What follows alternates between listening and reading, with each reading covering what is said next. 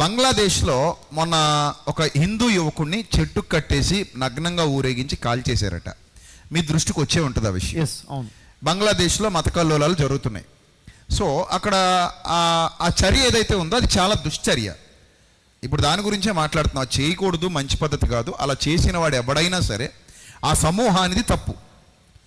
ఆ వ్యక్తి మరి నిజంగా అన్నాడా అనలేదా ఏం చూడకుండా, నేను అనలేదని చెప్పినా కూడా ఆ వ్యక్తిని చంపేశారు. సో అలా చంపడం అంటే ఆయన ఏదో ప్రవక్తను దూషించాడన్న కారణాన చంపారన్నది వచ్చినటువంటి వార్త. దాని గురించి కొందరు రాజకీయ నాయకులు మాట్లాడుతూ బంగ్లాదేశ్లో ఇలాంటి పరిస్థితులు ఎదురవుతున్నాయి అని పరాయి దేశంలో, పక్క దేశంలో జరుగుతున్న సంఘటనల మీద స్పందించినటువంటి కొందరు రాజకీయ నాయకులు, ఒకప్పుడు నేను వాళ్ళని అమితంగా అభిమానించాను, పిచ్చిగా ప్రేమించాను, అలాంటి వాళ్ళు కూడా ఉన్నారు అందులో.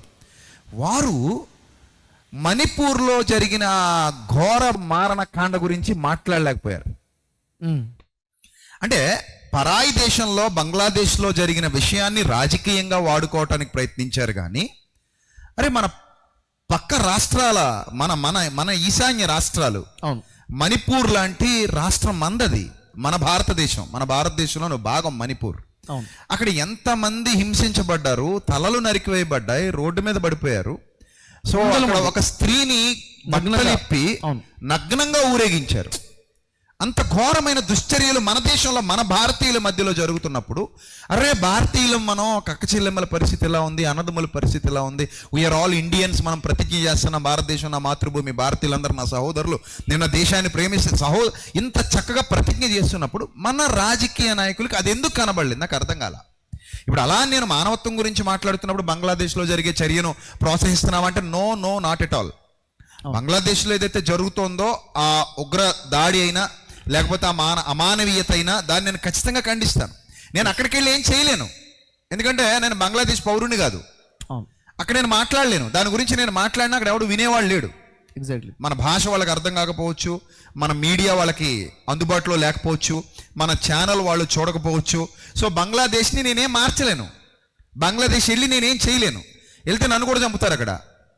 సో ఎందుకంటే నేను వాళ్ళకి ఫారినర్ని, వాళ్ళ స్వదేశీయుడిని కాదు. కానీ మన భారతదేశంలో పరిస్థితులు చక్కబెట్టగలిగే దమ్ము మనకుంది, చేయగలిగే సామర్థ్యం మనకుంది. We're all Indians. నువ్వు ఒక రాజకీయ నాయకుడు అయితే, నువ్వు ఒక ప్రముఖ స్థాయిలో ఉంటే కొంతైనా నువ్వు నీ ప్రభావాన్ని చూపించగలవు, కేంద్ర ప్రభుత్వాన్ని ప్రశ్నించగలవు, కేంద్ర ప్రభుత్వానికి విన్నవించగలవు, నువ్వు ఏదైనా చేయగలవు. కానీ అలా చేయటానికి మనసు రాని వ్యక్తులు బంగ్లాదేశ్ గురించి మాట్లాడడం మీద మీరేమంటారు?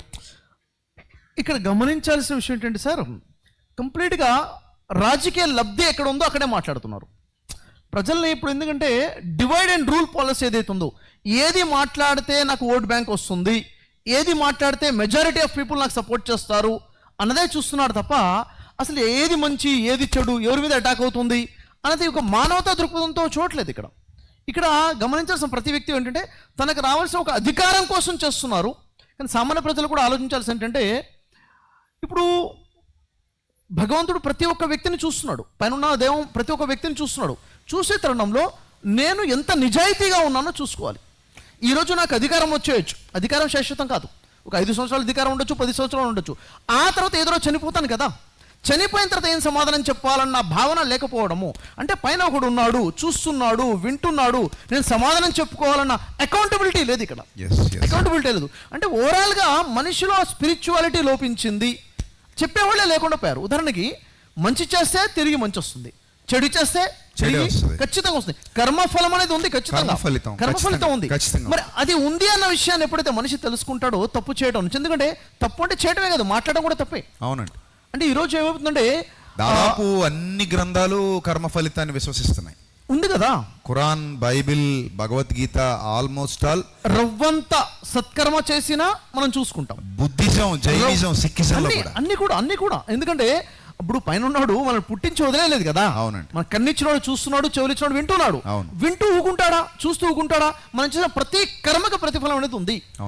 ఈ భయం ప్రజల్లో ఎందుకు పోతుంది? ఈరోజు నేను విషయాలు నింపేస్తున్నాను ప్రజల మధ్యన, ఎందుకు? నా ఓట్ బ్యాంక్ కోసం.